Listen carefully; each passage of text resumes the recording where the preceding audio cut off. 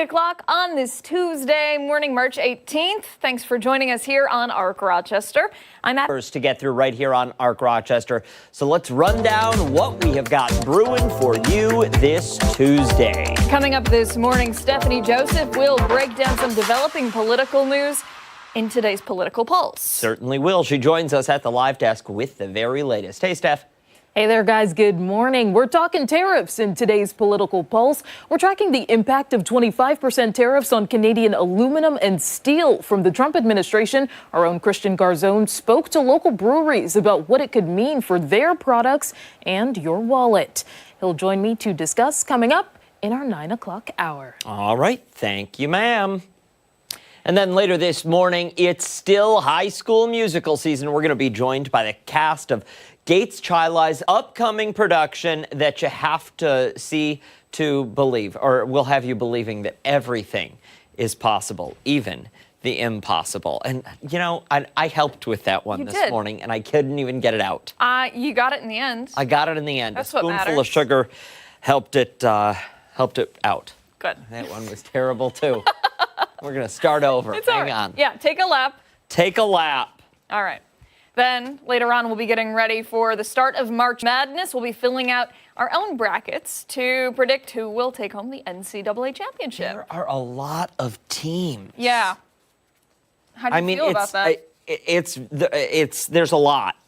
Yeah. I can see why it's 1 in 1.2 quintillion or something. Yeah, something like that.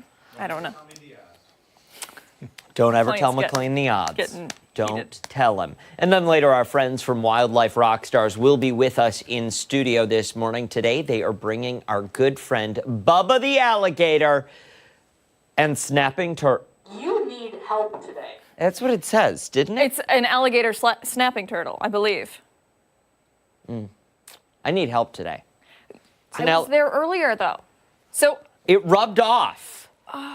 Probably. Gosh. I'm sorry. It's Bubba, the alligator snapping turtle. I feel like there should be a hyphen then in there. Maybe. All right. We're going to start out right now with a check of the forecast. We'll get to Marty. Marty, save us. Please. I have some good weather, at least. Okay. We'll take it. That's the good news there, yeah. But it looks like a really nice day is coming up for us. Just a chilly start, though. But as you can see already, that sunshine really working in quite nicely. That'll be the theme today. So that sunshine is going to win out pretty much straight through the day. And it's really going to have a nice impact on temperatures. Already we're beginning to come up off our early morning lows. Haven't seen a big increase quite yet, but 29 right now. We were a little lower into the 20s earlier. So we've begun that increase. We're going to continue it as we head forward. We'll rise back mostly into the into the 50 range by noon and probably somewhere into the 61 degree range by 4 p.m. And even longer term, I think even tomorrow, probably even going a little higher than that. We'll be somewhere in the very lower 70s by then. You have to keep in mind, average high is 44 this time of year. It's about the range we'll be in for a low temperature tonight. And we slide back a little bit Thursday, a couple showers then, and mainly 40s and 50s for highs for Friday and the weekend. So a little cooler for the much longer term, but at least these next couple days, we're going to see some warm weather for this time of year and probably a lot of sunshine throughout the day today. So some great news there. I'm on board with that. Yeah. 72 tomorrow? Yep. Come really on. Nice it's going to be great. Can you ask for anything more? No, you really can't, especially really for this can't. time of year. Ask for it to last, maybe. Huh? You can ask for it to last. No, well, don't get greedy, Marty. No. Don't get greedy. All right. Thank you, sir. Appreciate it. Sure. All right, let's get to off the top and start with some of the stories that have piqued our interest this Tuesday. I'm going to start things off, and we are going on a distant venture, an expedition, if you will, into deep, deep, deep space. So there is a new theory that a scientist just came up with, that we and everything we know, all that is out there, are at the center of a black hole.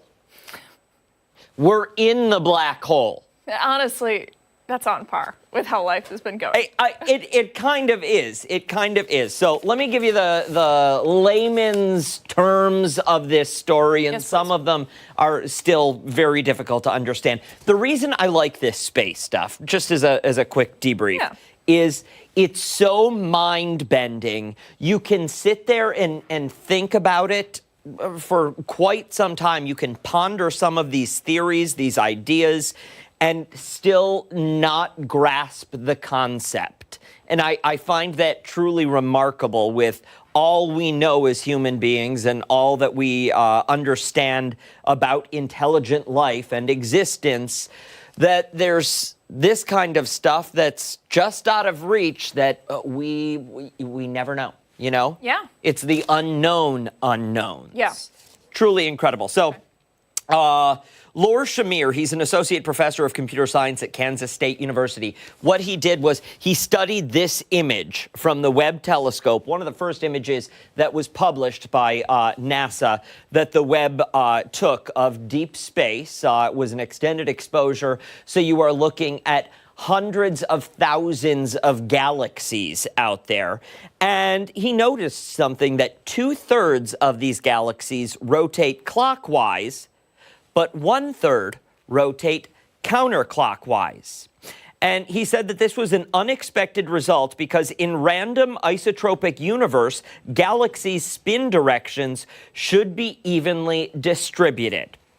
I'm not 100% sure on the science of landing at this theory that this must mean we're at the center of our own black hole. But again, what? Yeah.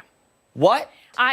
You're saying a lot of words. I They're know. going right over my head. I know, I don't know I know. a fraction of it means. So some theories suggest our entire universe could be inside a black hole. The observed rotation asymmetry might be a clue that space-time is curved in a specific way consistent with this model. Do you get that? I got it. Let me ask you this. What does it mean if we're in the black hole? We're on the ARC, and the ARC can get through anything. The ARC can get through anything. Mark With says power we're on and the arc, and the arc can perseverance. get through anything. But I want to know if that means that things What- are askew. Things are not what they seem. What does it mean? I don't think it means anything other than we are at the center of a black hole. Maybe it means, again, theorizing here because that's all you can do with this data, is maybe we are what we're looking for. Maybe we are the aliens. You're about to enter a time. Yeah. You're about to enter the twilight zone. Yeah. Do you remember that? Yes, I Yeah. do. I do. I just find it truly. You know how you look at some of these images that come down from the Webb telescope and you're looking at them and they're showing you the galaxies, but the galaxies are stretched, and that's because of space-time. And it's not just an image of what's supposed to be a circular field. It's a circle, but it's like stretched into different shapes. That's what I feel like my brain does when I have to think about this kind of stuff. Yeah. And it I don't know, it gets the juices flowing in me. I find it incredibly, okay, you didn't like that phrase. So I'll never say it again. I didn't say The anything. look on her face I didn't when say I said anything. it gets the juices No, flowing. no, I was didn't. this.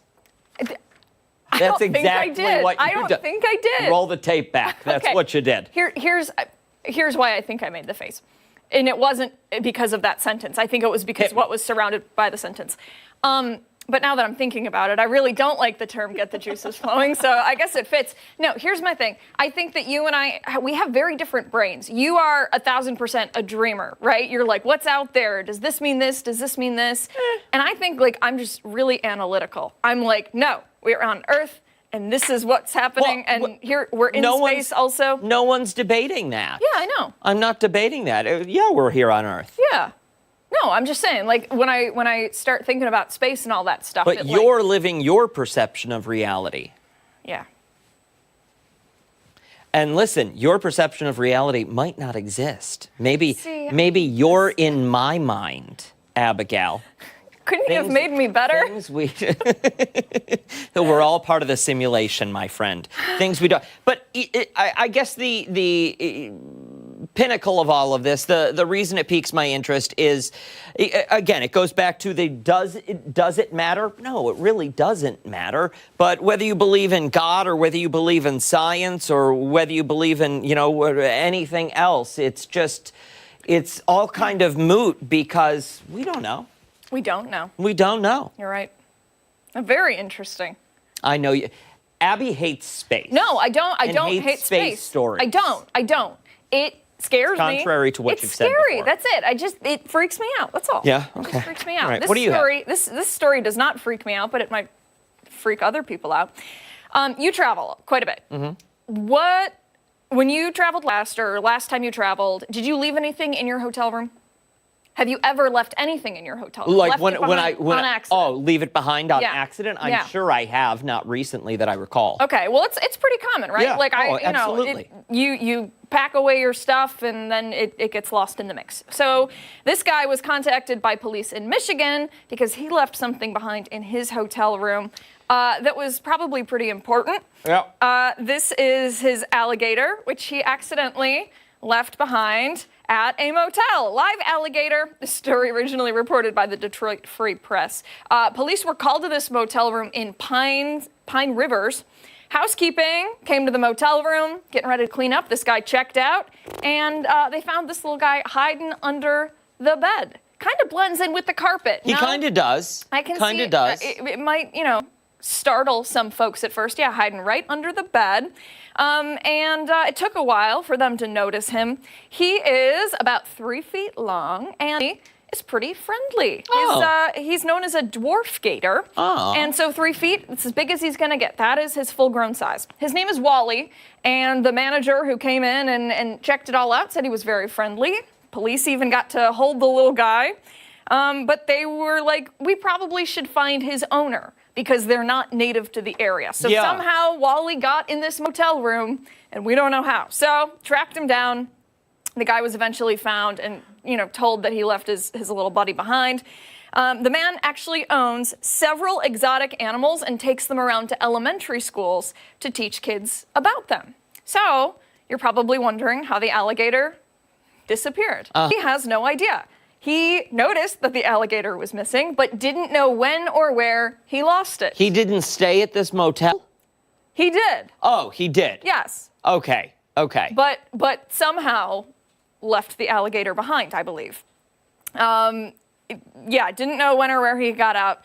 I just want to point out, there are no state laws in Michigan that prohibit people from owning a gator.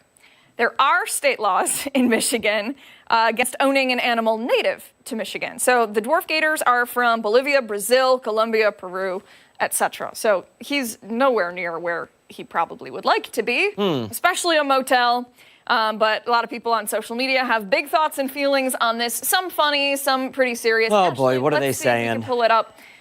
If we can, please. There we go. This is why I leave my alligator at home when I travel. I agree. Okay, what else do we have here? You don't lose an alligator. Press charges. Yeah. And then this guy said... Wait, and that person was from Florida who posted that? I don't know. Maybe yeah. they competed in the Florida Man competition. Yeah, honestly. And then imagine walking in the room and seeing that. Yeah. Yeah. It's the end of days. Michael, perhaps a little dramatic, but now that we know we might be living in a black hole, it's a great point. It might be the end of days. It might be the end of days. That also may be a tiny bit of an exaggeration because Wally was reunited. Wally is fine. Everything is okay. No charges? Not Good. that I've read, at least. But this has all kind of unfolded listen, within the past day. yes, you can ask the question till you're blue in the face. How do you lose an alligator? Yeah. How do you do it?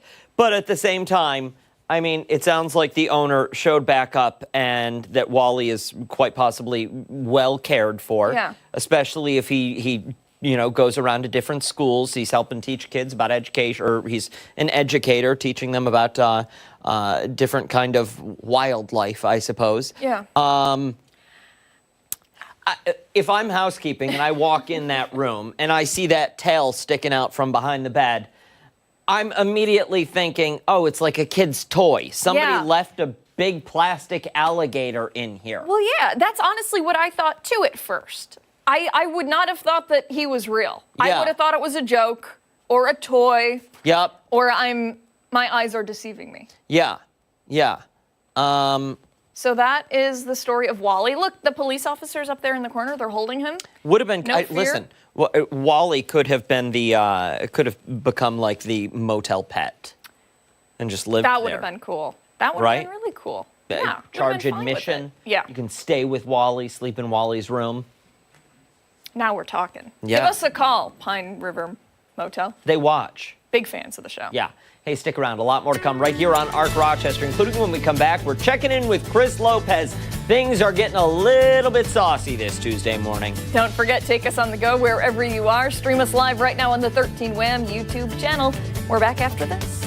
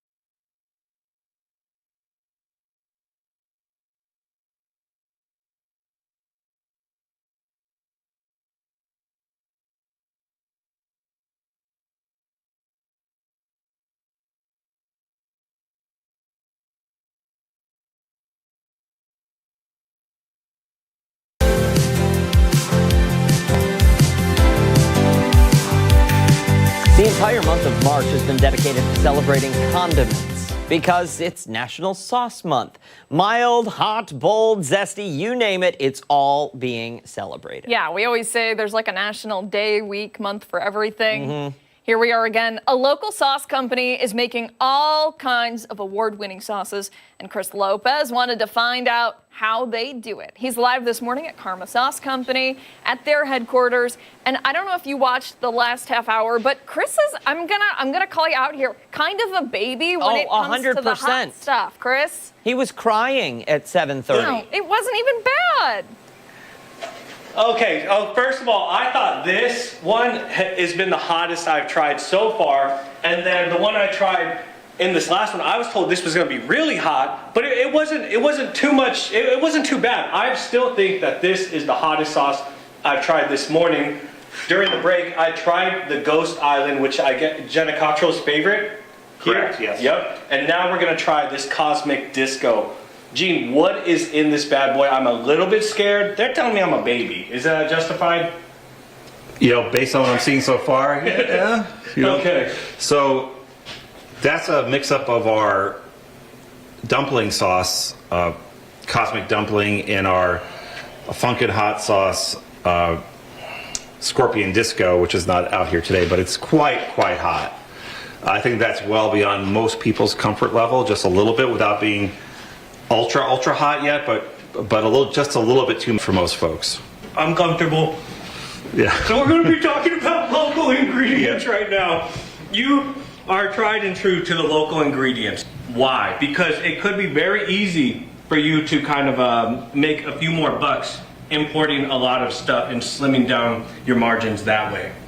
Yeah, so for everything that we're doing that's Karma Sauce branded in particular, we strive to try to increase our local produce. Obviously, when I first started, it was all 100% local, and as we get into year-round production, it becomes a little trickier because, you know, I used to make sauce like 5 weekends of the year, and that was it. Now we're making sauce every day, and so we have to be a little more strategic in how we put things up. So, for example, this is our Finger Lakes habanero mash, not mash, it's just pure pepper. So let me back up a second. I said the word mash. A lot of the hot sauces, the majority of the hot sauces that you're going to find in this country are made from imported mashes that come with 12% salt. Okay. Mixed into them, and they are fermented, but the salt is really the kicker for us because some of the things you could try here have a lot of pepper in them. Yeah, I'm noticing.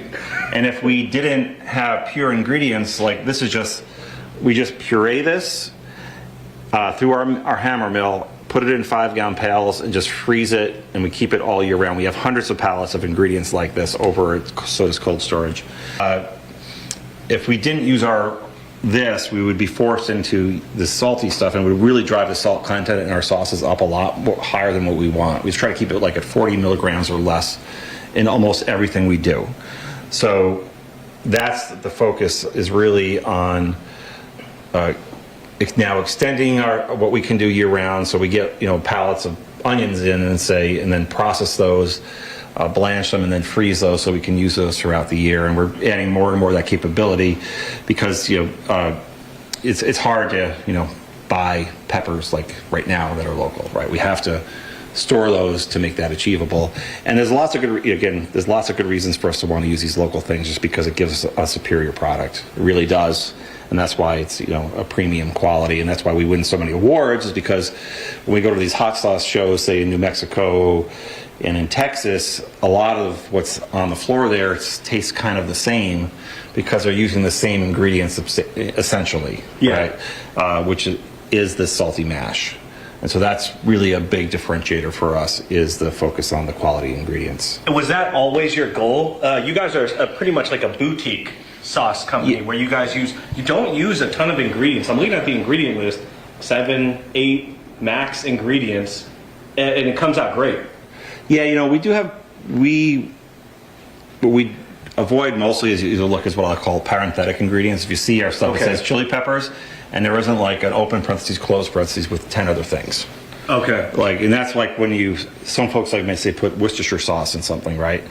And then you have a lot of corn syrup and all these other things that are going in there. If I want to get a Worcestershire sauce vibe in something, I may break it down a little more, like, okay, so I'm going to have a little bit of onion, I might have some tamarind. I'll think about what gives that its vibe, right? And use those pieces of what goes into it in a more straight, direct manner to get that effect, if that's something I wanted to do, for example.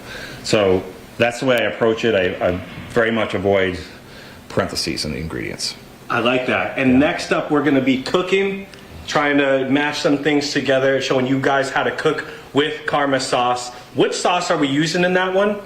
So what we have going on here in the recipes on our website, it's kind of my take. It's not a classic Rochester meat sauce like again, Nick Tahoe's. They're right around the corner. Sort of really popularized the garbage plate here in town. Invented it. But this is a meat sauce. It's kind of it uses our smoky karma sauce, which is one of our original butternut squash based sauces. Okay. A little bit of chipotle, onions, and whatnot. And then we're using a little of our instant karma blend, which has like a 5-spice. So it's got that cinnamon and clove and nutmeg and stuff, and sabroso, which is a little bit more of a southwestern style spice blend, and all together with some pork and beef, simmered for hours with a few other special ingredients in there as well. And I think you're gonna be digging that. And we're doing it as like a breakfast plate, which we just basically invented yesterday. So we have that. We have juju piña that's going into a slaw, a pineapple, not slaw, rather, a pineapple, a mac salad. Again, we're just starting to prep our home fries, and we're gonna go with a sausage from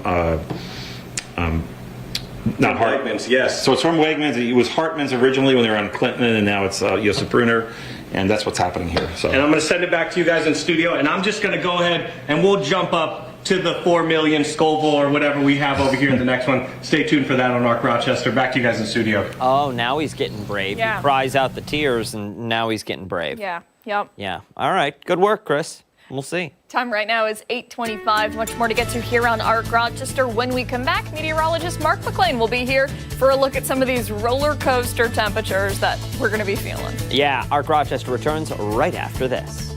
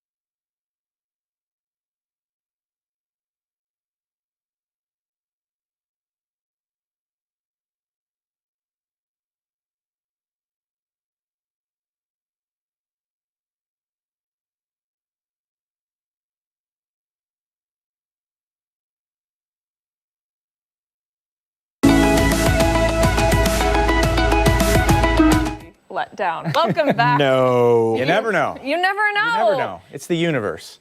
It is. The energy ebbs and flows. It does. And when you're in a black hole, it's all bent anyhow. That was a fascinating It conversation. is interesting, isn't it? Yeah, yeah. We're hoping to have a astronomer from NASA on soon and be able to kind of ask him questions about like that, about black some of that holes and stuff the at universe him. and galaxies stretching out and whatever else. That'll be Counterclockwise, interesting. clockwise. You guys Yes. are going to physics and everything. I'm on board. On board. We're not here for a science lesson necessarily, right? No, I mean, a little Kinda. bit, a Like a little tuck bit, in. Weather right? is science, Dribs and drabs, though. right? Yeah, Yeah. you're a scientist. Yeah, yeah. So In a Just way. local. local science, right? So yesterday is St. Patrick's Day, right? Weather trivia, kind of centering around that theme today. Taking a look, check it out. Okay. Asking the question, St. Patrick's Day was kind of cool yesterday, right? It got windy, colder through the afternoon, was stuck in the 30s for a good chunk of the day, although it was nice to see that sunshine late. Do you know what the coldest St. Patrick's Day on record was? Let's take a in look at Rochester? these options. Of course, these records only go back to the 1870s, so that's Look all at we that. have Is that data a for. -8? Was it? Could it be as cold as -8 on the 17th of March? Or 10 degrees? Or 0 degrees? Or 20 degrees? Every single one of these I've gotten wrong. So I think I just got to go with whatever I'm thinking is not the right answer. Yeah. Well, wait a second. When you look at this and you think, okay, winter in Western New York, don't you think every one of those is plausible? Yes, a million Right? percent. Oh, Like yeah. you could put a 72 on that board and we'd say, yeah, I mean, that's possible too. Especially early in the month, but the St. Patrick's Day kind of lies in the middle of the month. Yeah. So that does make that a little bit more tricky because I mean we are turning the corner. This is the last couple of days of winter. So winter still has some teeth. Winter still has some fight to it. But where does it end up? Yeah. We're going to have the answer coming up on ARC Rochester at 9 a.m. But today, the weather topic centering around this, we slid down the list a little bit. Remember yesterday we were 11th, warmest on record. So yesterday was just slightly above normal because that high temperature of 45, it came at midnight. So it's one of those weird records. So we're still above normal for the warmth, but it is a frosty start out there. Had to scrape off the car this morning. If you haven't gone out to it yet, let the sunshine do the trick out there. Take care of it for you. But a lot of these numbers are in the 20s and low 30s for us. So the planner, 50 at lunchtime. We'll be in the low 60s this afternoon. Take the shades with you. You're going to need them. The temperature on the way up. There's the first day of spring on the screen right there, 55 degrees. On Thursday, so that's going to be way above average, and that official start of spring comes in at 5:01 in the morning. That's the vernal equinox for the equator. That's when the sun is directly overhead at lunchtime. So extended forecast, we'll have showers make a return on Thursday. Friday's in the mid-40s, seasonable. Some sunshine on Saturday. Temps in the mid-40s for Sunday and a little light mix early next week. Here's my question. Yeah. Go for Tomorrow, it. Yep. 72, the expected high. Yes. Have we experienced warmer days than that on the, what will it be, the 19th of March? So I believe the all-time high temperature for the month of March is 86. Ooh. So that would be skewed towards the end of the month. So Okay. something like that. So it's plausible. That'll be a few degrees away from the record. I'll have to take a look and see what the record is for tomorrow, but likely those records probably in the low to mid 70s. So I mean it's a warm day. Yeah, listen, we'll take it either This way. time of the No year. Yep. complaints. Yeah, no complaints at all. Yeah. I don't know about you, but my little crocuses are Oh, starting you to saw pop them? up. Yeah, we have a little spot out in the front. We've got yellow, even the hyacinths starting to show. Oh, yeah? And we've got crocuses, but there's a fall version of them too that you can get. So they actually come up and they leaf. Those are like this tall, and the leaves die back, and then the flowers come out actually into the fall, which is really cool. So it's kind of bizarre because you're like, okay. End of the growing season. This is backwards, and these are crocus, but they're tall versions of them too. It's pretty cool. Very cool. Yeah. Good stuff. All right, Mark, thank you. Thank you, sir. Hey, stick around. We've got a lot more to come right here on ARC Rochester. We're back after this.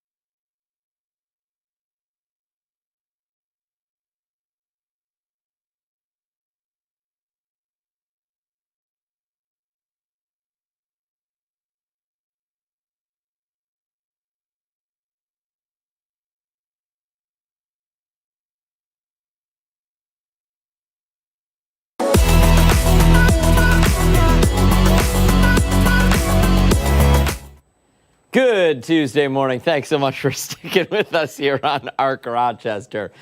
We're kicking things off this half hour, taking a look at what people are talking about today in one of our favorites, Trending Now. Yeah, it's up there. All right, we're going to start things out with a look into the future, one backflip at a time. Okay, a Chinese robotic startup has unveiled a new child-size robot. Ooh, okay. It's the N2 humanoid bot and serves as a budget-friendly robot assistant. I don't know, stubby little What are you legs doing? there. He's not He's doing balanced. flips. Look at him go. Wow. All right.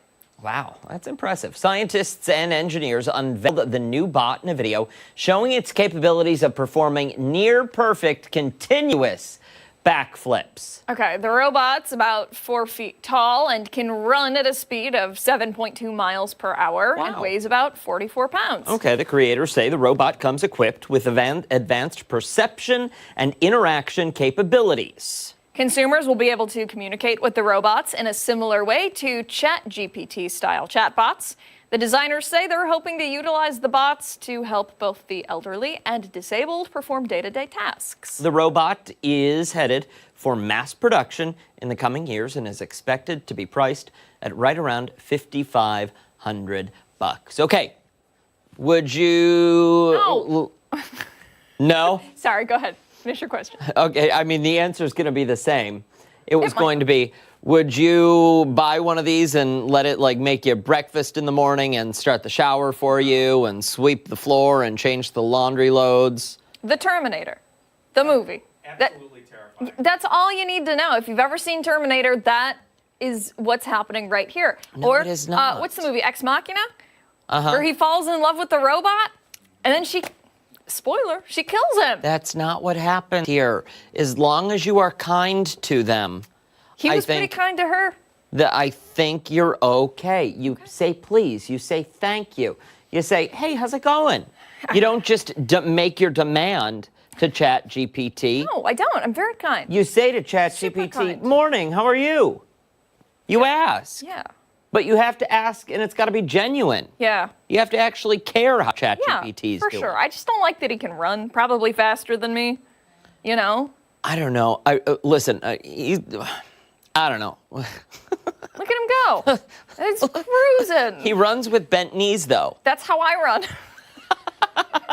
Okay, side note. From the parade over the weekend, there's video of us like running back and forth to get beads. I'm like, I really got to start running again. I look like a psycho. I'm doing that get weird, out you know, of it. when you haven't run in a really long time, my legs doing this weird flip thing. That Are you running like Phoebe from Friends? in a way, a little Yeah. bit, and I'm like, I got to start practicing again. This is getting weird. You're fine. So the robot would chase me down and Then tell me to eat be you nicer. for dinner. Tell me not to be so mildly aggressive. Yes, don't be mildly aggressive, Abigail. All right, we're moving on to a different kind of innovation that's making it easier to snack on the go. Kerrygold Dairy has just announced a special collaboration with Native Denims. The two Irish brands announcing a partnership yesterday for St. Patrick's Day. According to Irish folklore, cheese was hidden in clothing to fend off mischievous fairies. Ah, yes. So the brands are releasing limited edition jeans that have a special pocket for you to carry your snacking cheese. Okay, I mean, is your snacking cheese different from your dinner cheese? Yes, obviously. If these sound like an ideal addition to your closet, well, you're in luck, because the brand is giving away 500 pair of these specialty jeans. You can enter a contest to win them starting tomorrow morning on the Kerrygold website. Now, this, to me, just looks like they've put a fancy design on the pocket. Yeah, they changed the look of the chapstick pocket, Yes. and that's it. Yep. Is that what that is? I don't know what I don't it's know what for. it actually is for. But if I put chapstick in my pocket, it's going to go through the wash and it's going to ruin my stuff. Can you So I don't do imagine it a anymore. cheese stick going through the wash and then the dryer? Awful. Awful. Everything would be disgusting. Yes. You'd never Gosh. get it out. Okay, let's move along to another story. We know we want to know. I'm just going home today. No, please don't. going This show home. is too much to do by myself. I left my phone charger in the car. I'll be right back. All right, so we're asking. Did you take his phone? I did. Here it is. Maybe that's the problem. Okay, well, do you consider this stealing? Mark stole your phone, but we want to know if this is considered stealing. Okay. So in a recent viral tweet, a woman says she and her husband recently pulled a stunt in a restaurant to get some free perks.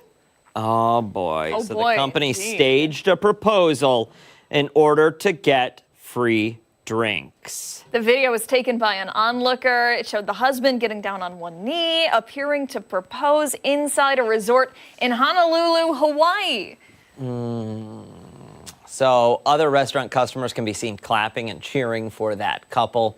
No one else at the eatery was aware that this proposal was fake. People on social media split on this stunt, some saying it's stealing from the restaurant, others saying it's really not that big of a deal, comparing it to faking a birthday for a free dessert. Which is also stealing.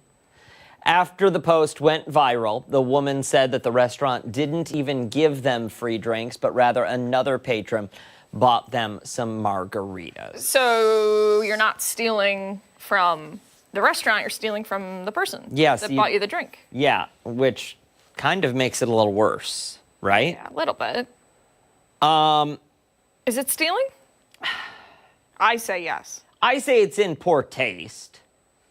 Yeah. Um, Well, here's the thing. I feel like if you're in Honolulu and you're out at a fancy resort, why It's are all- you doing this? But it's also like telling the check-in counter at the airport that, hey, we're on our honeymoon. Any chance we can get an upgrade and they move you to first class? Or you tell the hotel that, hey, this is our first time away from the kids since we had a little Johnny and Judy. Do people do this? Yeah, I imagine done this? people do. No, I've not Okay. done this. I've never. No. Yeah. I ply them with bonbons and poetry. Please upgrade and me. flowers. Please give Yes, me more things. That's what I do. That's what I do. Swear. Yeah, I don't know. I don't care. It's just I don't know. You do you. It just like you said, poor taste. Yeah. Why are you doing that? Why you gotta do? And you know what? Why do you have to post about it on social media? Honestly. Please rap. We've got to. Ashley, turn on my microphone during the break. I gotta talk to you. Don't go anywhere. When we come back, it's this week's edition of Crime Stoppers. Yeah, don't forget, take us on the go wherever you are. Stream us live right now on the 13 Wham YouTube channel. We're back after this.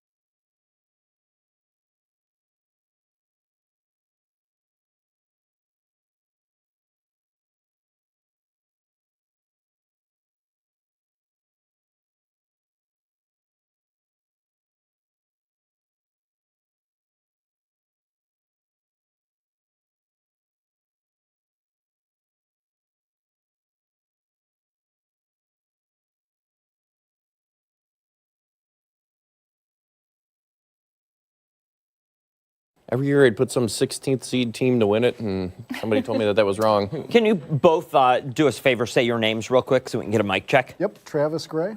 Robert Long. Excellent. We are all set. Hello, can you Thanks hear so me? much for coming in today. We appreciate it. Absolutely. Absolutely. There's Rob. Wow. Whoa. Oh, no. No. Look no. at that. Oh.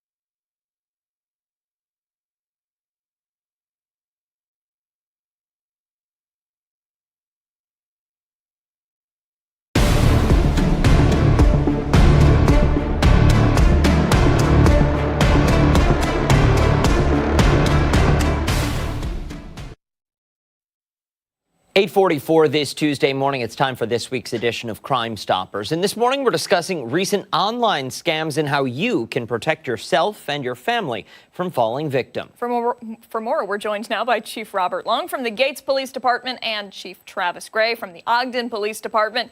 Good morning to you both. Thanks so much for coming in. Good morning. Thank you. Let's talk a little bit about some of these scams. Specifically, what are we seeing in your area? I can go first. Yeah, I think one of the most prevalent ones that we see a lot is phishing scams, where you'll get a text message saying that you're overdue on your throughway tolls, or there's an outstanding fine that you owe. And those are all just scams. They want you to click the link where they'll then access your device to steal your personal information. Then they use it to hack into your finances, things of that nature. That's what we're seeing a lot of right now. Yeah. You also IRS scam, which is kind of big right now, tax season.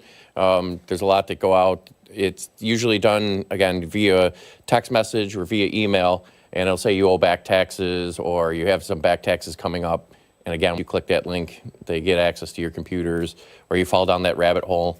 And a lot of the residents in our town, at least, that fall for it are out. They give account numbers out, and then these scammers will start moving money back and forth between accounts.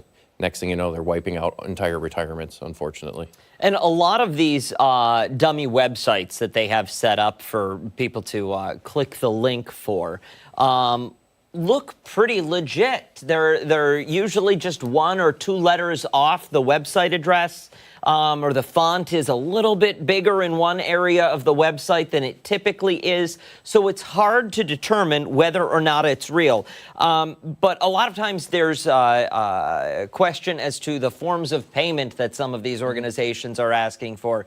The IRS asking for Appletune's gift cards, or New York State wants Visa gift cards rather than actual money sent to them, correct? Correct. And that's something that you got to be aware of. Nobody in government, for taxes, no corporation or company that you owe maybe a credit card payment on, or Google, they're not going to contact you and say, now pay us in gift cards.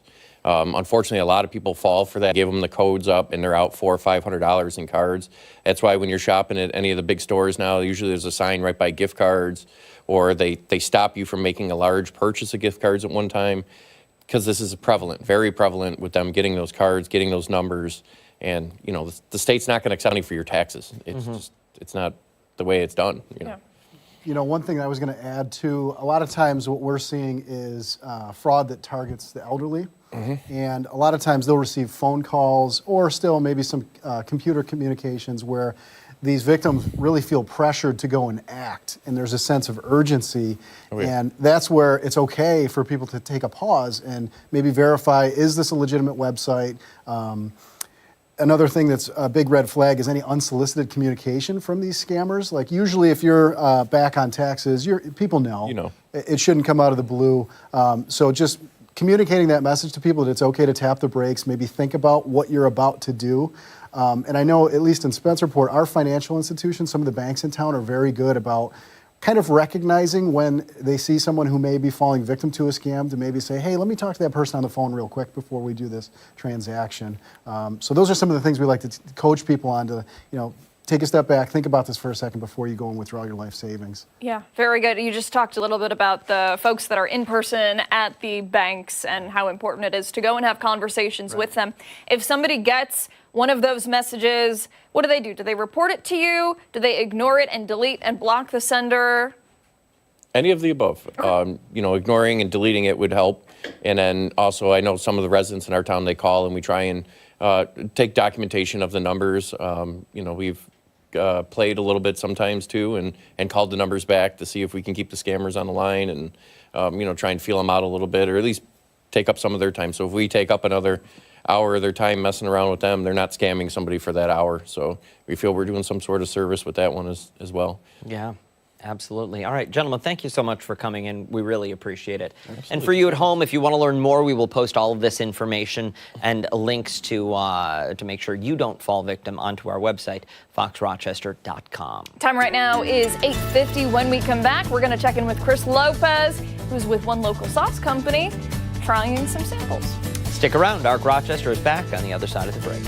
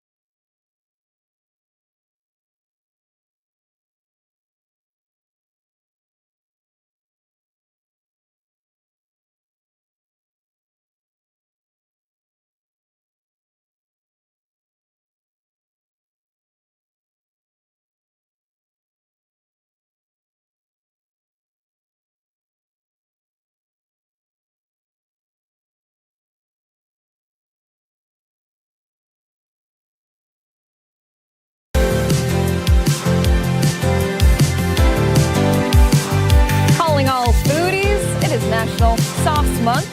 And during all of March, people are encouraged to add a little flavor to their food, either with homemade or store-bought sauce. Absolutely, but there is a local company that makes an award-winning sauce, and award-winning sauces, we should be saying, of all different flavors.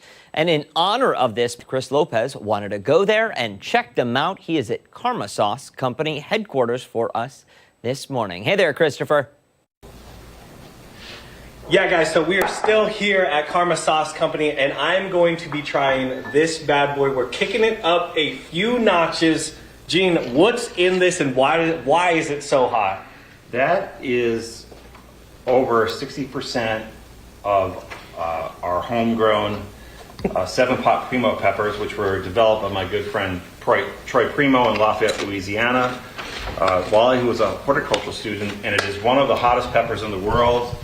And it has got some pure heat. You get about 200 milliseconds to enjoy that flavor before the heat starts hitting you. My nose is running. And it's going to stay with you for 5-10 minutes, depending on your tolerance. You're just going to get it all the way through, and it's just going to be persistent. It's not bad. It's not bad, but we're cooking right now, and I love that you love to cook with the sauce here to add up. You already have a lot of spices going on, a lot of different foods here, but what are we cooking specifically? So first off, we mentioned earlier, this is our take on a hot, like a Rochester style hot sauce, meat sauce with beef and pork in this case, and some of our smoky karma in there, and just it's really more a variation on a bolognese to be at its core, with a little bit of our instant karma and Sabroso spice blend added to that.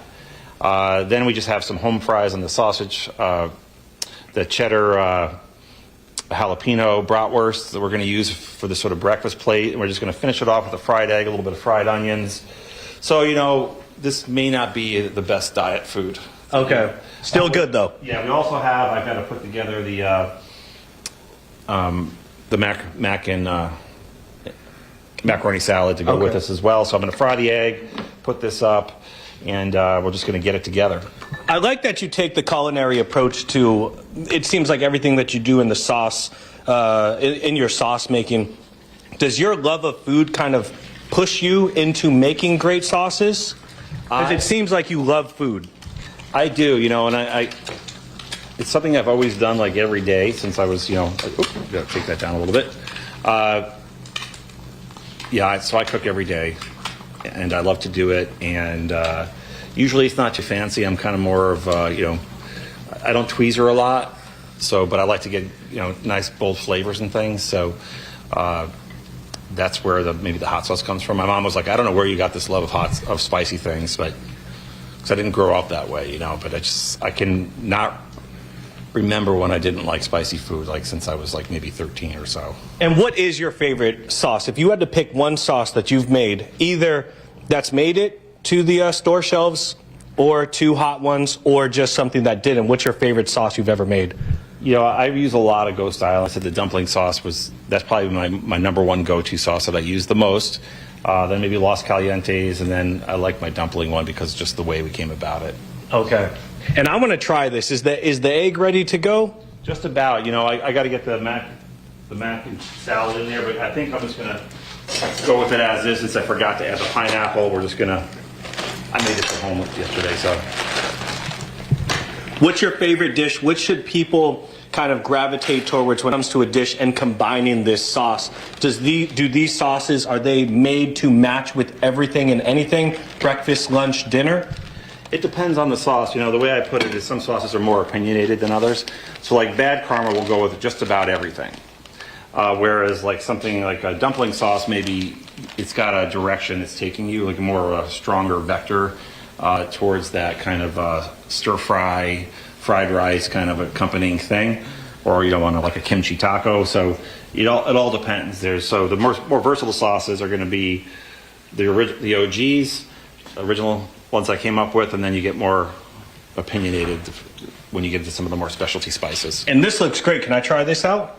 Absolutely. Guys, I'm dying right now. We have the ghost. We've tried the ghost. I'm going to send it back to you guys in studio. I'm going to try this, and then we're going to head out of here. I'm going to send it back to you guys. Okay, so good. Lopez probably can't speak anymore. Yeah, probably couldn't Ruined even his eat tongue. it. Yeah. Yeah. All right, Chris, thank you. Hey, stick around. A lot more to come right here on ARC Rochester as we head into the 9 o'clock hour. We're back after this.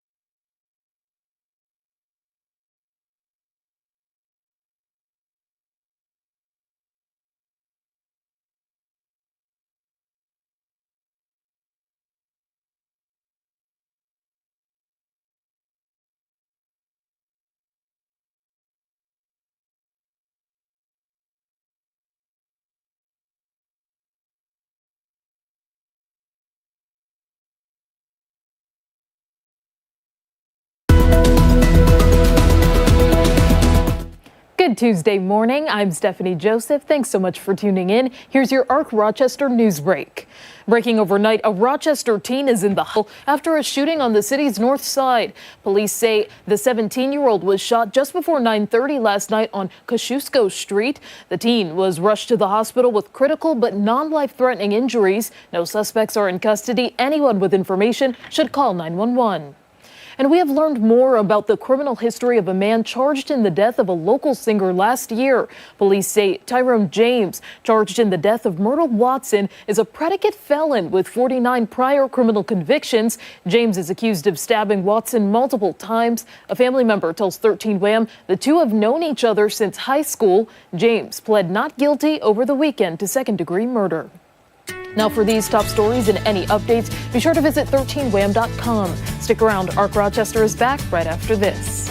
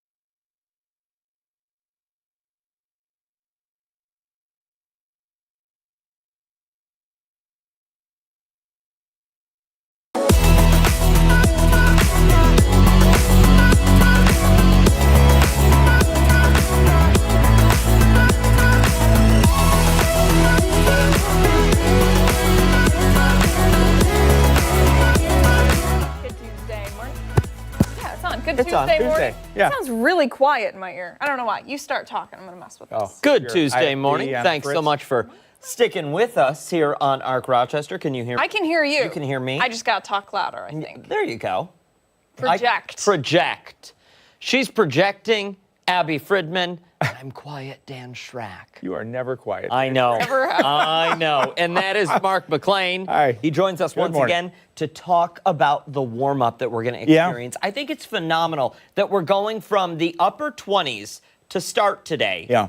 to the low 60s by this afternoon. That's huge. Yeah. We've written a lot of weather articles through the years. I think 46 degrees is the biggest Wow. 24-hour swing that we've ever had on record. So it's not hard to get a 30-degree swing, especially if the air's dry, or especially if we get a breeze from the south bringing warm air in from somewhere else. But to get 45, 46 degrees, you're starting the day off in the 30s and ending up near 80. Look at it like that. Yeah, that's huge. That's the kind of it's happened here before. So, trivia answer. Let's start with the cold. Oh, yeah. Let's start with the cold stuff first.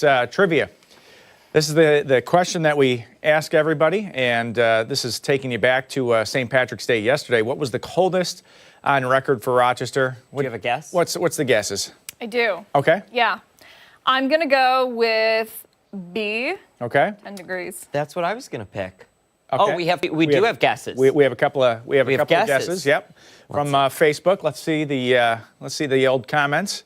Robert says he's going to go with -8. Amy said B, not sure and won't cheat. That's Oh, Amy, Plain old. look at that. What a We friend. I appreciate know. that. not cheating, not looking at somebody else's homework like I'm going to be in just 2 seconds, and I'll tell you why. But the answer is C. C. Are you kidding me? Oh. I'm going to throw this iPad through the television screen. Believe it or not, that was back on March 17th, 1885. So that record has been on the books for a long time. But yeah, it can get cold. It can get sub-zero this time of the year, but it's tougher and tougher to do that at the end of March. Hey, one more look back at the cold stuff before we move ahead. Meteorologist Scott Hetzko put this together, so I guess you could say I'm copying his homework. I got to give him kudos for this. But hey, the risk for big snow after St. Patrick's Day, and when we say big, that would be more than half a foot of snow. Okay. That risk drops off substantially from a statistics standpoint. So can we still get big snow? Look at the second on that list. Yeah. Do you know what the trees looked like? I can remember this. Back in watching the maple trees that are trying to flush out with leaves. These trees are sagging, branches are coming down. 10.7 inches Yeah. of snow in May. That was a bruiser. Let's just put that one. That's when I would wake up and I would say, I'm not going to do it. And Yeah. I would go back to bed. Right. No, it was terrible, and it melted so fast because it was May, and by the afternoon, all that snow had melted. But you don't have to worry about snow on the sidewalk this morning. Your morning walk is in pretty good shape out there. Lots of sunshine. We're going to see temps actually move to the low 60s this afternoon. So after that frosty start that we have this morning, that sunshine is going to warm us up pretty nicely. And as you might expect, more big swings ahead as spring moves in.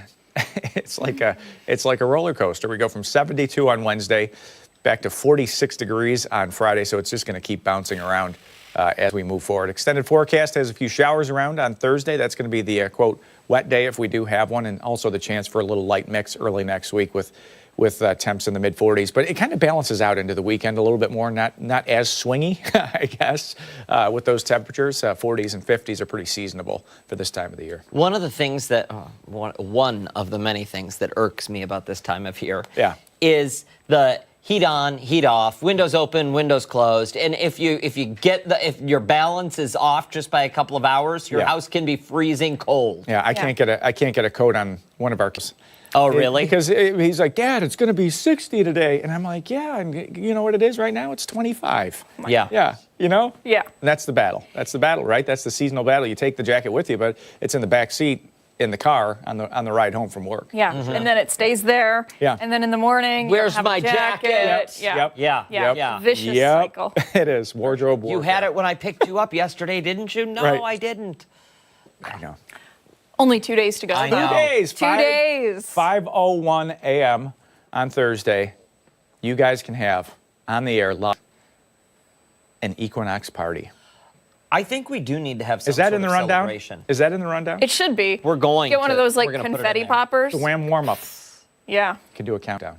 We could. On Listen, Thursday I mornings. think we can put this up on the screen and we'll just keep that going. That would be nice. Right The first minute until- of the show. Yeah. Yep. I'm down. 3, 2, 1. Nothing Happy changes. spring. Here's your spring showers. Oh, boy. All right, Yeah. McLean. Thank you. Appreciate it. Time right now, 9:08. A lot more to get to here on ARC Rochester. When we come back, we're learning more about how to improve our nutrition with the help of some local services. And don't forget, you can watch us on the go wherever you are. ARC Rochester is streaming live right now on the 13 WHAM YouTube channel. We are back right after this.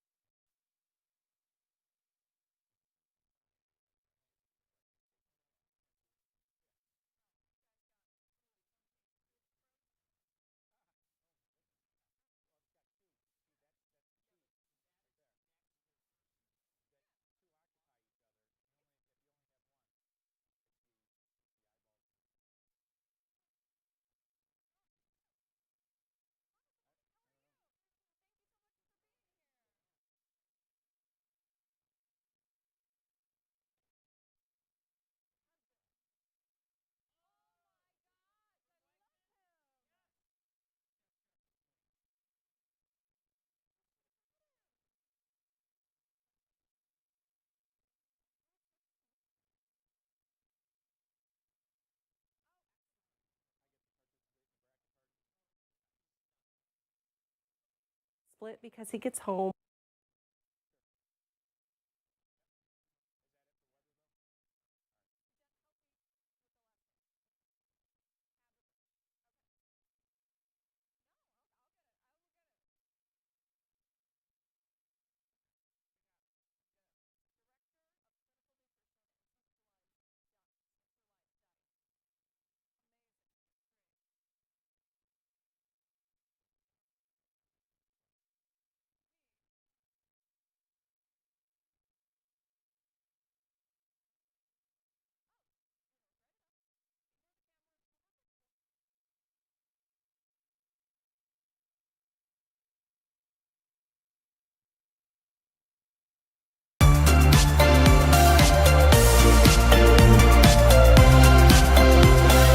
On this Tuesday morning, we've been telling you here on ARC Rochester that March is National Nutrition Month, and it's a great time to focus on making informed and healthy habits. It certainly is. But when it comes to getting accurate and personalized nutrition advice that fits your lifestyle, where do you turn? Yeah, good question. For some answers, we're joined now by registered dietitian and nutritionist Jenn Haberbusch, who is the director of clinical nutrition at Rochester Regional Health. Good morning to you. Good morning. This is so interesting, and we talk a lot about health and wellness on this show, but I think a lot of the time it can just kind of go over people's heads. It's a lot of talk and maybe not a lot of action. Right.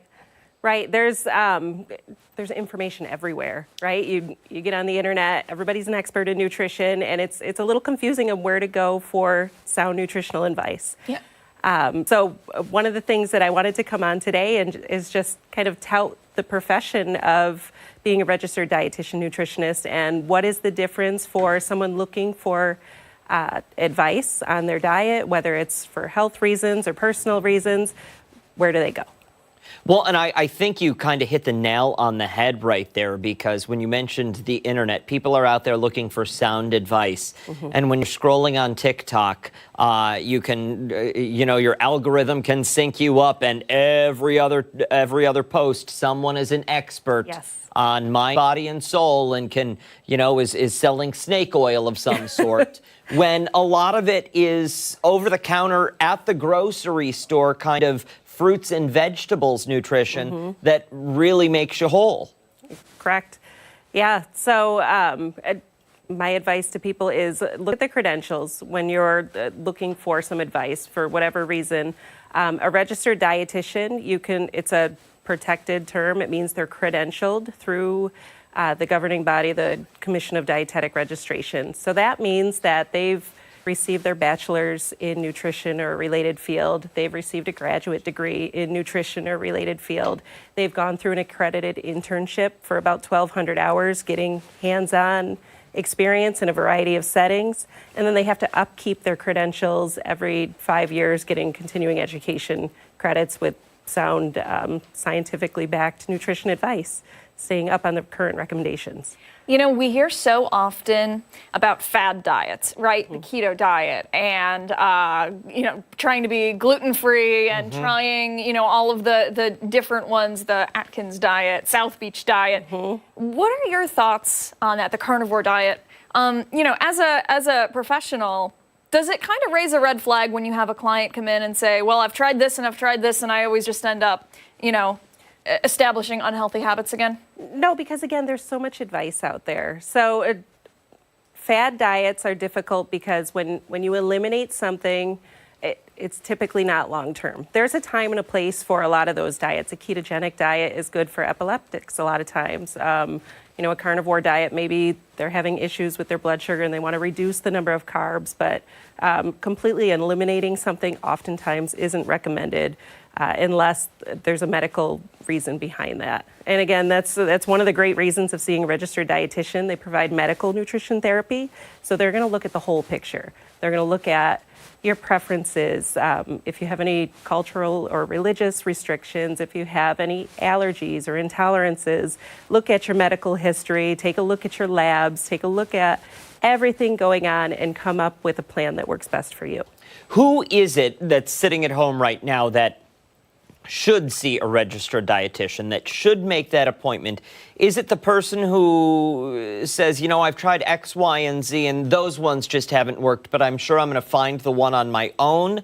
Or is it someone with a pre-existing condition, or is it both? There's so many reasons to see a dietitian. There's so many. So it could be that you're just looking for general diet advice, right? That's fine. But also, if you have a chronic illness, if you suffer from high blood pressure or diabetes, or if you're trying weight management, you have digestive issues, you have maybe you're into sports and you want to enhance your performance, or you're pregnant or trying to become pregnant. There's a variety of reasons. Elderly population, that's huge. It's one of the biggest predictors in longevity is maintaining their weight and maintaining good eating habits. So a dietitian is involved there as well. If there's any disordered eating, they're part of the healthcare team that works through that. No good reason not to see a dietitian. Exactly. Very good. Jenn Haberbusch, thank you so much for coming in today. Thank you. Do you have a good website or social media where people can go to learn more information? So we have a variety of resources on our website, www.rochesterregional.org. You can also visit the Academy of Nutrition and Dietetics at www.eatright.org. Very good. Perfect. Thank you. Thank you. We'll put all that for you over on foxrochester.com. 9:16 this morning. Stick around. A lot more to come right here on ARC Rochester. When we come back, we're getting our brackets ready. We're back after this.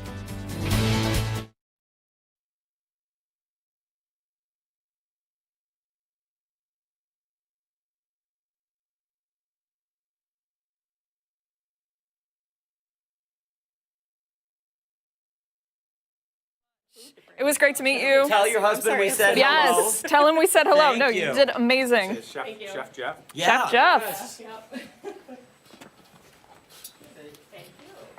Oh, bracket time. Bracket time. Are we actually filling this out on? What am I? Oh, it's Mary Poppins. Oh, Cinderella. Dancing. Mary Poppins. Cinderella. That's dancing. That's basketball. No, the music. Mary Poppins. Yeah.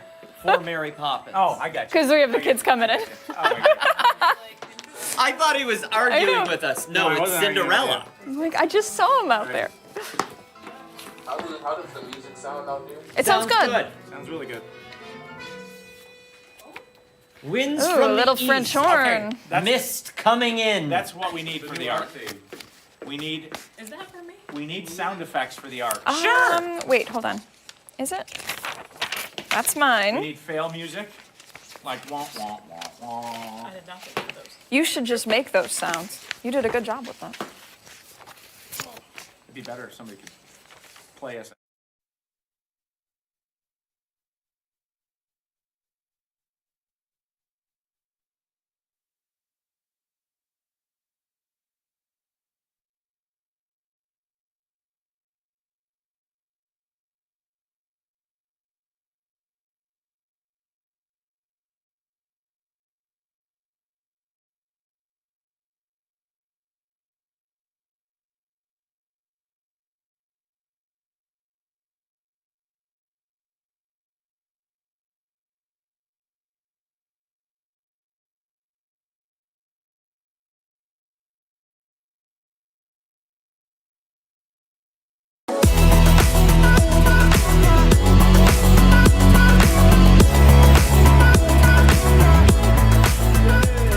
Morning. Thanks so much for sticking with us here on ARC Rochester. The gang is all here because we're getting a little mad this morning talking sports. Specifically here, we're getting ready for the start of March Madness. So producer Ashley thought it would be fun for us all to create our brackets. I haven't done this in a handful of years. I have to read a disclosure as a forewarning. Some of us are not big basketball fans and have no idea what these things mean, but we want to take part in it anyway. I feel like that was very pointed and directed at me. It absolutely was. Fair enough.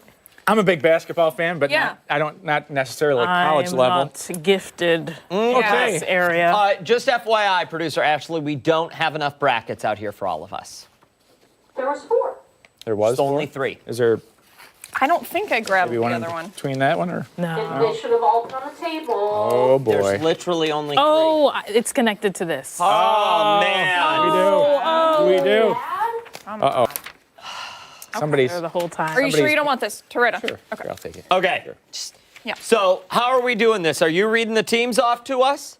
I wasn't planning on it. Okay. So All right. I'll read them out. Ready? We've got Alabama versus Auburn. Oh. If you don't take Auburn for that one, you're going to be in trouble. Okay. I'll take your word for it. Yep.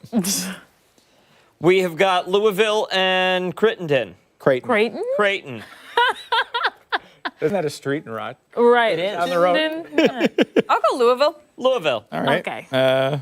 Michigan and UC San Diego. Oh, that's tough. The record. Michigan. Michigan. Oh, Yeah. okay. Who won last year? Remind me. Oh, I don't Oh, remember. San Diego. Was it?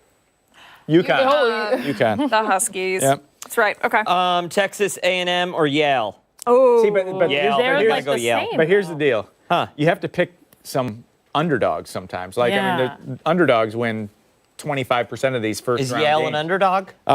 So the higher seed is the, quote, better team. So Okay. number 4 is a higher seed than 13 Yale. Okay, so I picked Oh, Yale. God, I go to Texas. He's taking it. I'm going to go A&M on that one. go with yeah, it. me too. Yep. Okay, whatever. You Ole guys will lose. Miss and San Diego's North Carolina. I'll take San Diego. San Oh, Diego. Okay, yeah. Really? Well, I'm going to take Ole Miss. Yeah, me too. I like Sunshine. Iowa State or Lipscomb. Lipscomb? That's just fun to say. Well, Iowa. Iowa. Iowa. Yeah. It's Iowa. Yeah. I feel like we're kind of all on the same page. Marquette or New Mexico? Let's take a flyer on New Mexico. Really? They only lost 7 games. Okay. Michigan or Bryant and Stratton? Michigan. Bryant. Did they have athletics of any kind? I don't know. I wonder, right? Virtual All athletics. right. Michigan. know. Yeah. Okay, so Michigan. that was South. Yep. Yep. Oh, Are we this just- is, are we this is just going to going take a for lot of East? time. Are we just doing first round? I think so. Are we right? just doing first round today? Listen, I slated this for about 5 minutes. Oh. So, you guys got Make time. it work. We got Okay, time. Florida We'll just go or, fast. I mean, if you do a bracket, you do it all. Yeah. Florida or Norfolk? Florida. Yeah, I'd agree. Yukon or Oklahoma? I'm going to say Oklahoma. I'm going to say Oklahoma because of the way you said it. Let's go to UConn. Yeah, I'm going to UConn. Okay. Memphis or Colorado? Memphis. Memphis. Because the barbecue's Maryland Grand Canyon. Grand Canyon. Really? Really? He's going The at Terps are underdog. They weren't doing so bad. I'm take- going to go Maryland because I'll take it's the home. Maryland also. Okay, I'll that's go fine. with Steph's hometown too. Yep. Home Missouri state. or Drake? Drake. Missouri. I'm gonna go Missouri. Me too. Ooh, what's UNCW? University of North Carolina. West? Wilmington, Wilmington, maybe. right? Yeah, maybe. Okay. Maybe. That's who I'm picking. Texas Tech. Texas Tech, yeah. Kansas or Arkansas? Kansas. Give me the ARC. Arkansas. I'm going to go with the ARC. St. John's or Oklahoma? St. John's. Omaha. Now we're at- Omaha. Now we're over Oklahoma. to Duke. Duke. You can't bet The against. wind comes sweeping You down can't the bet plain. against Duke. Going for Duke. Yeah. Oh, wait. Oh, on I the other hate side. Duke, but I'm gonna go with Yeah. it anyway Okay. Why do we hate Duke? because I went to Syracuse. Do you remember that old Budweiser commercial? Coach Kuzawuski? No. You mean Coach Krzyzewski? You don't remember? Look, No. I don't remember that. Look that up on the YouTube. You'll, On the you'll die. YouTube. You'll Pull it Okay. up die. on the YouTube. Yeah. You're watching Ashley, right we'll now, see if we can get it in. What is it? Mississippi Mississippi State, or Baylor? Baylor. Yep. Oregon or Liberty? Liberty, Liberty, Liberty. That's why we're Liberty. going. That's why we're going with Oregon. Yeah. Akron or Arizona? Akron. Arizona has crushed my bracket so many times in Really? the past that I just hate putting that. BYU but I have to, or I'll take them. I'll VCU? take them. BYU. BYU. Whoa. You answered that quick. Wisconsin, Steph. Montana. Montana. Ooh, that's an underdog. Okay. I'm gonna go with Wisconsin. St. Mary's or Vanderbilt? Vanderbilt because they like the Vandy. money. Got to have Vandy. I'll go with Vanderbilt. Alabama or Robert Morris? Boy, wouldn't that be something if Robert Morris beat him? You know, I'm gonna Right? pick them. I'll go for the underdog. going It's Robert happened. Going It's happened in the Alabama. tournament before. Yep. Houston or SIU? Isn't that a law show on TV? SVU. That's Oh, SVU. Okay. That's But the one. all the That's, more reason to phenomenal. pick it. that's the one that's on all afternoon in our house. Gonzaga, which is a fun one to say, or Georgia? Yeah, Gonzaga. Yeah. Clemson? They won a couple years ago. Yeah. Purdue? I'm going to go with Clemson. Clemson. Yep. Texas? Yeah. Purdue. It's my husband's Troy. alma mater. Oh, Let's go Purdue. UCLA. I like UCLA. And Xavier. and Wofford. Go Tennessee for the Tennessee. folks. Okay. Yeah. How do you do the second one? Then you have to pick between the brackets that you made, and then you got to write in who else that you have for. Wait, but I don't get it because we've already got teams listed. Well, then you go to so the what next. does that mean? You go, so you take like Duke and Baylor, and you pick right here, write it in who you think's going to win. So this is the second game. Okay, but So you wrote in the, So the the- teams. Raleigh is here. Oh, that's where they're playing. Yeah. Yeah, that's where the game's going to be. They had in Buffalo, I think, a few years. Yeah, they did. Yep. I'm pretty sure Yep. I remember that. They used to have it in Syracuse. Okay, way. we don't have Yep. enough time to complete the bracket out here today. So here's what I say we do. I say we Okay. complete our brackets. Yeah. And we will somehow get the results out there so people can see. Take a picture. They can Final follow up thoughts. Final thoughts Oh. for our final thoughts. for the winner, the champion. Okay. So we have no time during breaks today. Uh-oh. It's all right. Okay. It's all good. Hey, stick around. When we come back, Stephanie Joseph is going to be bringing us some updates on some of the top political news this Tuesday. Don't forget, take us with you wherever you are. Stream us live right now on the 13 Wham YouTube channel. We're back right after this.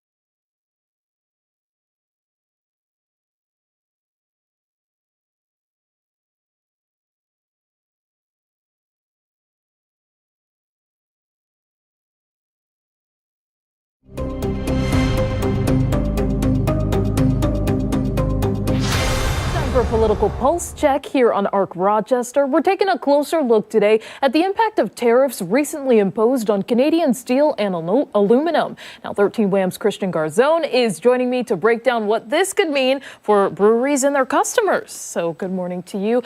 And what I found really interesting about this story is you don't really think about aluminum or steel as being important to beer companies in this sense. Yeah, I mean, some of these breweries can their own beer, and I love going to breweries on the weekends, having some sips of fun, shall we say. A lot of these places can their own beer. You might see like a four-pack or a six-pack of their own specialty beers all canned up. So this aluminum tariff is impacting them if they can their beers. And not every brewery, by the way, really has cans all that much. One of the breweries I went to was the Sager Stoneyard Pub. You're seeing some video of it there, you saw it there a second ago. They don't can their own beer. So these tariffs don't really impact them that much when it comes to canning beer. And it's interesting when I spoke to them as well about the cost of barley. Don't forget about barley as well, because we grow barley, or a lot of it. We send it to Canada to malt. There's giant facilities there. Then that malted barley is sent back through at now 25%. And I thought about this. I thought, geez, it's got to affect every glass of beer you get. And I talked to the guy at Sager. He said, it's be about 10 beer. And he's like, I'm not going to raise my prices for that. And I thought that was interesting as well. But either way, it's going to have an impact. And Paul Leone, I spoke with him. He's with the New York State Brewers Association. We all kind of met at Sager to talk about this. Paul was just telling me that now more than ever, it's important to support your local mom and pop craft breweries. There's about 500 of them, and their profit margins are already very, very small. So they're not all doing that great. So this is really going to impact them in certain ways across the board when it comes to those who really focus on canning their own products. And that barley will hit as well. I guess it depends on if you want to raise it up or not. But the owner there, his name's also Paul, so I don't want to keep saying Paul. But Paul, the owner of Sager there, told me again, it's about 10 cents a pint for him. He's not going to raise prices, but that for the next other local brewery, it could be a different story. Yeah, that's for sure. And I know that we're looking at when exactly we'll feel the impacts. We've been talking for a while about these tariffs, and then there's some reciprocal ones that are also being added onto that. So it seems like a cost both ways, but how soon would consumers feel this? It's a great question. I talked to Thomas Fellows. He's become sort of one of our economic commentators and contacts. He said, give it 2 to 4 months. We might really see that impact on our wallets when it comes to going to a craft brewery and possibly seeing raised prices. And I would really say it's probably going to be more those custom 4 or 6-packs of beer that you buy. Do we have any sound from any of these fellows here? Yes, from Fellows about that price increase. Let's see if we can pull that up here. Because there's going to be an increased cost in imported ingredients and equipment in terms of hops, specialty malts, brewing equipment, and so forth, that's going to squeeze profit margins overall. So they're either going to pass that on to the consumer or it's going to hurt their business themselves. In terms of the aluminum and steel tariffs, that hurts them in terms of, kegs, cans, bottling equipment, and so forth. Those costs are going to raise, so they're eventually going to have to pass that on to the consumer. And in terms of specialty, craft breweries and so forth, they're typically more expensive than, say, Bud Light, Miller Lite, Michelob Ultra, and Coors Light. So there could be less demand in the meantime for these craft brews.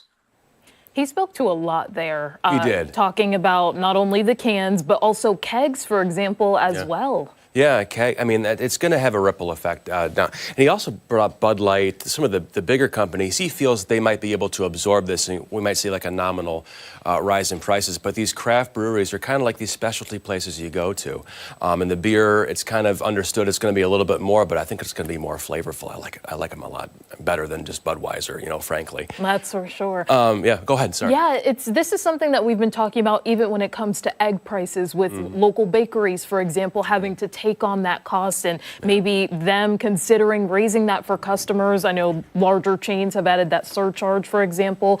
But of course, this is something that we'll have to wait and see what the exact impact will be. But tomorrow could be a completely different discussion. Who knows if the tariffs go away tomorrow or whatever, and we don't really see the impact. But Paul Leon, I want to just say that again, that now more than ever is so important to support your local brewery and just small business for that matter, because if anyone's going to get hurt the most, it will be these mom and pop places across the board. yeah, it is an easy piece of advice to follow. I want to see if we do have time to pull up that sound. It's from the brewmaster that you were speaking about before on the impact of tariffs on barley.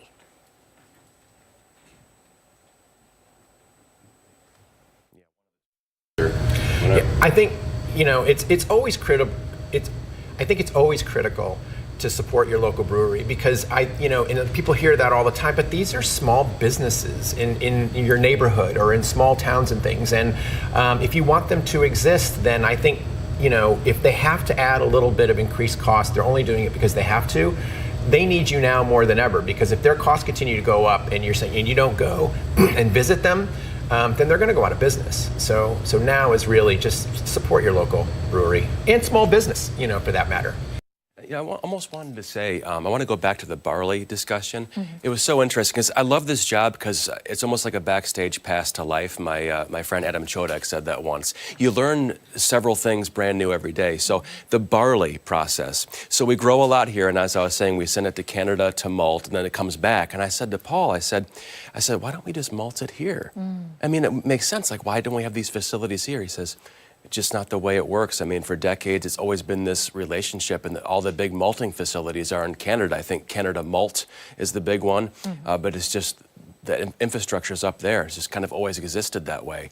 I thought that was just interesting. I figured, why can't we just do it here? You know, why are we sending it to Canada to begin with? But just interesting discussion back and forth. Yeah. So we might see a rise in price here or there.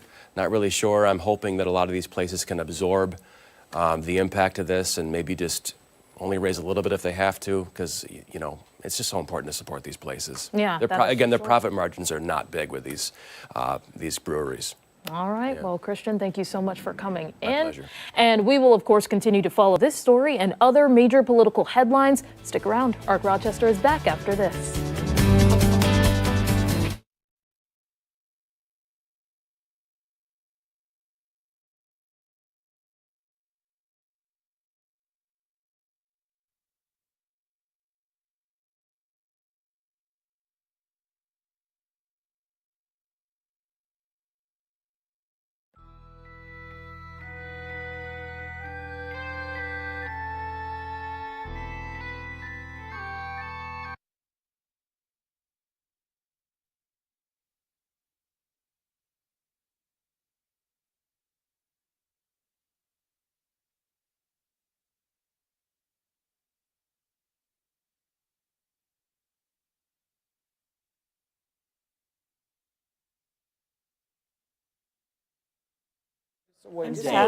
Nice to meet you. I'm Fiona. Nice to meet you. Hi, I'm Abby. Hi. Nice to meet you. Hi.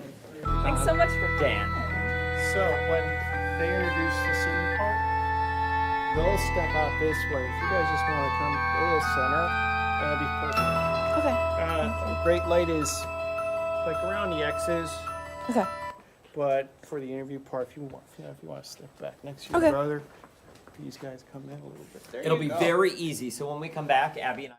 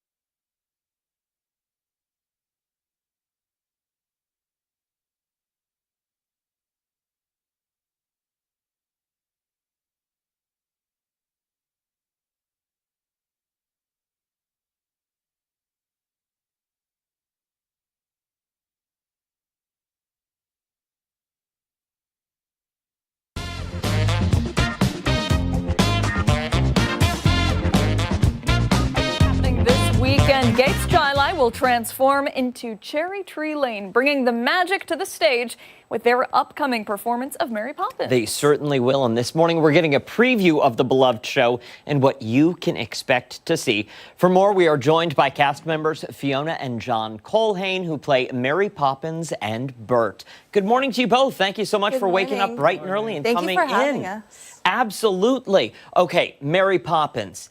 There's not a person out there who has not heard of, listened to, or seen the show or the movie at some point. It's got to be quite the undertaking, taking on such incredible roles. Yeah, it's pretty fun. Like, we grew up watching these movies, and like the first Disney princess I met in Disney World was Mary Poppins, so it's very full circle for us as a family. So yeah, we're really excited. And you guys are siblings too. We were talking during the commercial break about how you guys rehearse at home. When you found out that Mary Poppins would be the play for the school year, did you guys say, all right, like, we've got to get this together? Yeah. We were both pretty excited in our own ways, and it was a pleasant surprise when we both found out we were playing opposite each other. Yeah, it's, I don't know, it's just really cool. Yeah, very good. So the rehearsal process, how much of it happens at school and on the stage, and how much work are we doing at home on it? We do a lot, like every day we rehearse after school, and then there's like a lot of at-home work that we also have to do. It's like easy because, you know, we live together, so it's just like something. So if we needed to rehearse a scene, we can just be like, hi. But is there ever a point where, get out of my room, don't bother me, I'll talk to you later? Yeah. Okay, that's fair. That's fair. Okay, so when it comes to the musical for the year, tell us a little bit about the cast and crew. How many people are involved? I think there's about 60 in the cast. Wow. We have a big cast. We have some of our teachers who are kind of making a little cameo in it. And for the crew, we have a lot of crew. I think we have about 15 crew members, and all of them work very hard to help us get our show. So. And we do wire work in the show? Yeah, look at this. Yeah.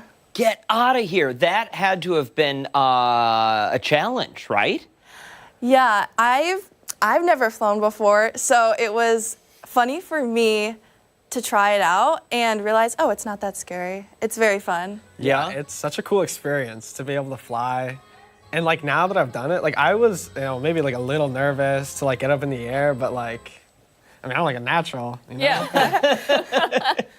That's fair. Yeah. I want to talk a little bit, if we can, about the props and the costumes. Yes. And what I'm noticing is your umbrella and the head on that umbrella. Is that like custom made? Because that's what Mary Poppins actually had. Yeah, this is the Mary Poppins umbrella. So I will be flying away with this umbrella in the show. That is so cool. Yeah, excellent. And you've got your bag. Yes, the magic bag. I had lots of things in here, so. It's bottomless, we all know that. Yeah. This is very exciting. What's it like being on that stage and performing for a lot of your peers? I'm sure a lot of them are in the show, but the ones that aren't will likely be in the audience at some point. What is that like? Yeah. It's, I don't know, it's really cool to like show off. Not like I'm showing off, but like kind of just showing what we've been working on. And then being able to show everybody that I know, it's kind of like just showing something cool that I can do, you know, to my friends. A lot of our friends are very supportive and come to see our shows, so it's really nice to be able to show them the other side of things. Well, you're going to show our viewers at home a little something, too. You guys are going to give us a little performance, right? Yes. Very good. What are you going to be singing? Chim Chim Cheree. All right, sounds good. The cast of Mary Poppins, or at least two of them, Mary and Bert, take it away. Okay.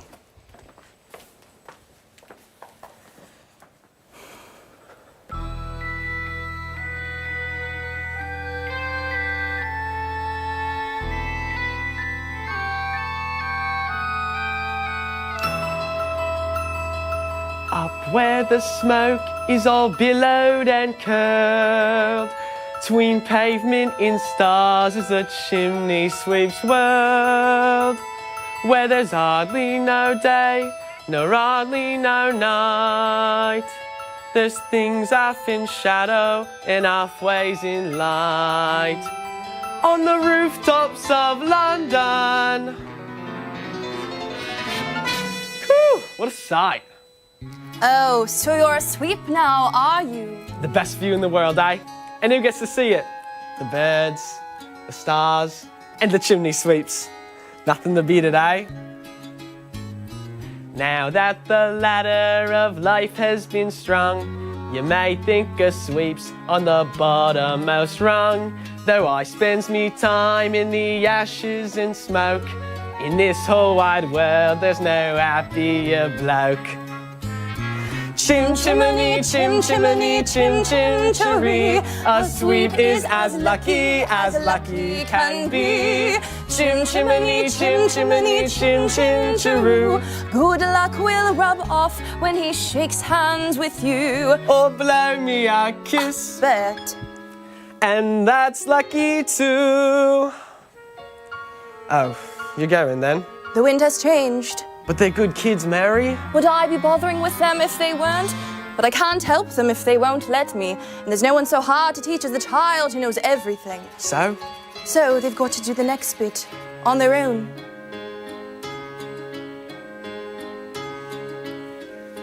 Chim chimney, chim chimney, chim chim chiree. When you're with a sweep, you're in glad company. Goodbye, Bet. Chim, chim, chim chim chiree. When you're with a sweep, you're in glad company. Nowhere is there a more happier crew than them what sings chim chim chiree, chim chiroo. Chim chimney, chim chim chiree. Cheerio, Bet. Keep an eye on them for me. That was excellent, you two. You can tell that the rehearsal process worked, whether it was at school or at home or both. I mean, that was fantastic. Yeah. Thank you. Yeah, you guys Wow. really captured the characters in a phenomenal way. And your voices. Yeah. That Really, was very so good. talented, you Very guys. good. For somebody sitting at home who says, okay, we got to fly away and see Mary Poppins, when, where, and the tickets. We open this Friday, so we have shows the 21st through the 23rd. You can see us at Gates Chili High School at the Performing Arts Center, and you can buy tickets at gateschili.org/tickets. Excellent. Perfect. Thank you both so much for coming in. Yeah. All the ticketing information will go over on foxrochester.com. 9:46, stick around, a lot more when we come back. We're joined by our friends from Wildlife Rockstars. We're back after this.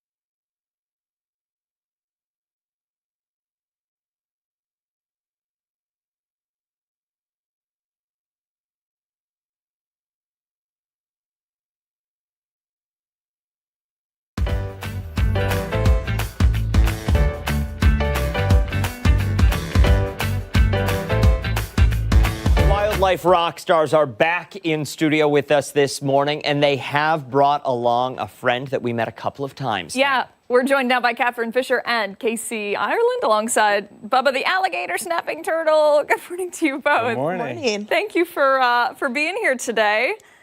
Bubba looks very happy to be here. He smiles, all smiles for the camera this morning. Tell us about Bubba. Remind people at home, he's a snapping alligator turtle. He's an alligator snapping turtle. An alligator snapping turtle. So, he's an alligator snapping turtle. As he is not native to New York, we have the common snapper.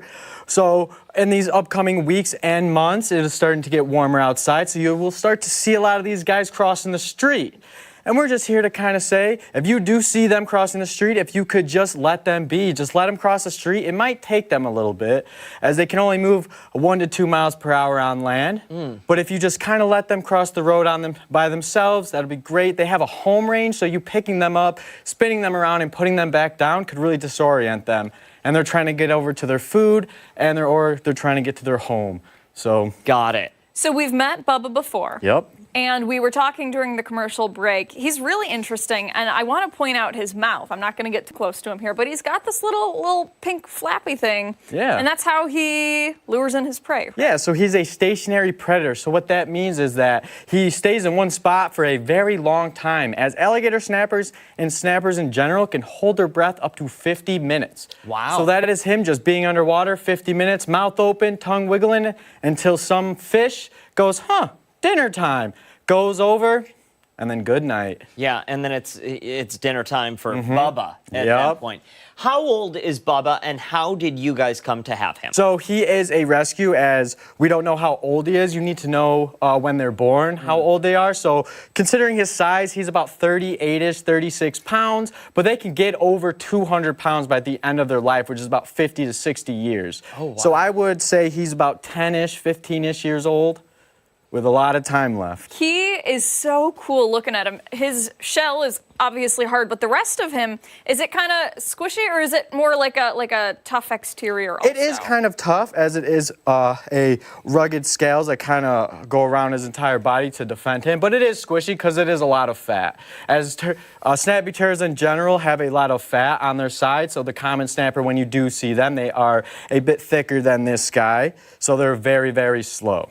And how did Wildlife Rockstars, how did you guys get Bubba? So so he was a confiscation and or a rescue or a rehab that was deemed unreleasable. So then we use them for education. So Bubba's one of our really good education animals that we can kind of show off the other side of reptiles and snapping turtles, since we have them in New York and all over the country.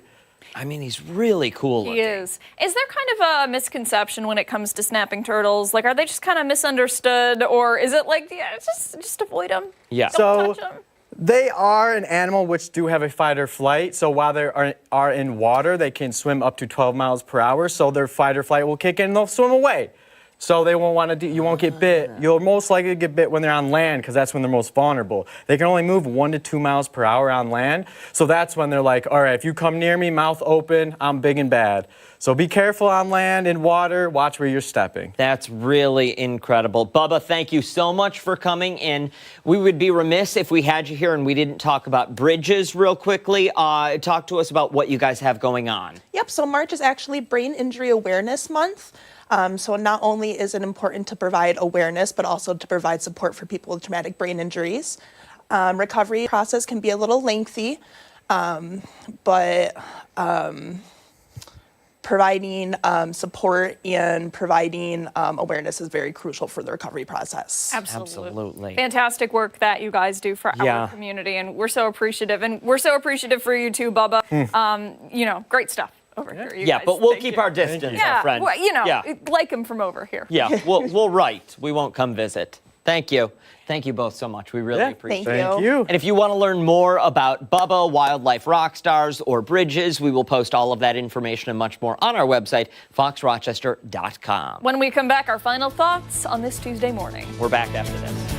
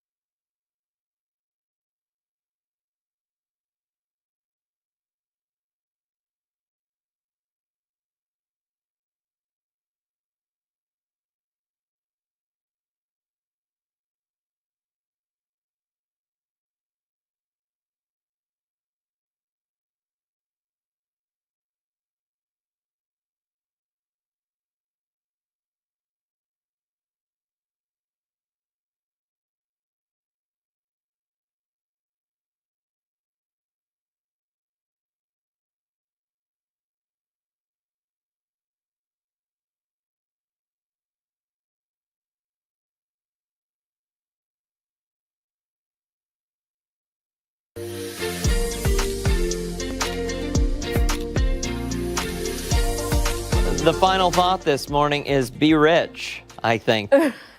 We're all rich. Oh, look at that. Rich in spirit. Yes.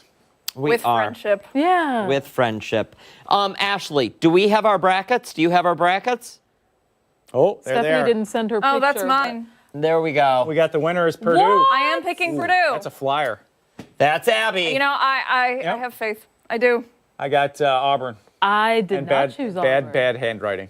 That's not bad handwriting. That's like doctor Oh, level on he the has right the side. score. I've got Vanderbilt. Vandy. Oh, I okay. chose Duke. Dan Track, not to be confused with another Dan. Yeah. Steph, who Well, done hang on. pick? We can, I we can chose put hers. Duke. We got hers Yeah. here. Steph chose Zoom You in. picked you? Duke? Yes. Okay, look at your handwriting. Stupid Duke. Wow. Duke. Is it nice? Like Very typing. nice.